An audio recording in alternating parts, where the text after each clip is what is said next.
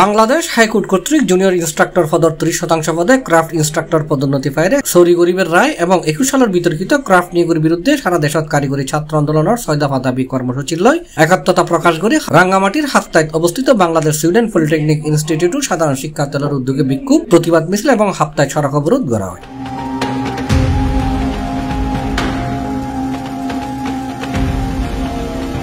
April 16 তারিখ বুধবার দুপুর 2টায় প্রতিবাদ মিছিল বিএসপিআই ক্যাম্পাস শুরু হয়ে বিভিন্ন ডিপার্টমেন্ট প্রদক্ষিণ করে হাপ্তায় সড়ক অবরোধ গজি আন্দোলনরত শিক্ষার্থী।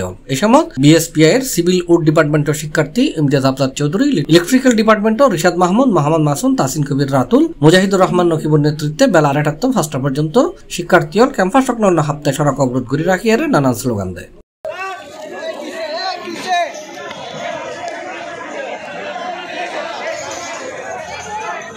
ইন্দি খবর পাইরা হাপ্তায় উপজেলা নির্বাহী কর্মকর্তা মোহাম্মদ রুহুল আমিন ঘটনাস্থলে তাইরা ছাত্ররা বোঝাইবার চেষ্টা করে। এখানে আসলে তাদের বিভিন্ন দাবি দেওয়া উপস্থাপন হচ্ছে।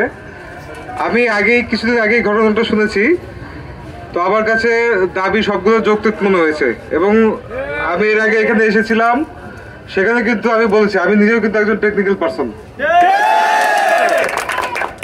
তো যাই হোক, আমরা আমাদের প্রপার থ্রোতে প্রপার চ্যানেলে আমরা এই দাবিগুলো আমাদের ঊর্ধ্বতন কর্তৃপক্ষের কাছে আমরা পৌঁছে দেবো এবং খুব দ্রুত সময়ের মধ্যে এটা ঊর্ধ্বতন কর্তৃপক্ষের কাছে যাবে এবং আমরা সেভাবে বলবো তারা যেন আন্তরিকতার সাথে এই দাবিগুলোর বিষয়ে তারা মিটিং করে এবং পরবর্তী যেই সিদ্ধান্ত সেই সিদ্ধান্তগুলো যেন তারা দ্রুত নেয়। এরপর ছাত্রালয়ে তারা দাবি সহ স্মারকলিপি ইউএনও নিকট হস্তান্তর শেষে বিকাল 5টায় সড়ক সারিয়ে ক্যাম্পাসত ফিরে যায়।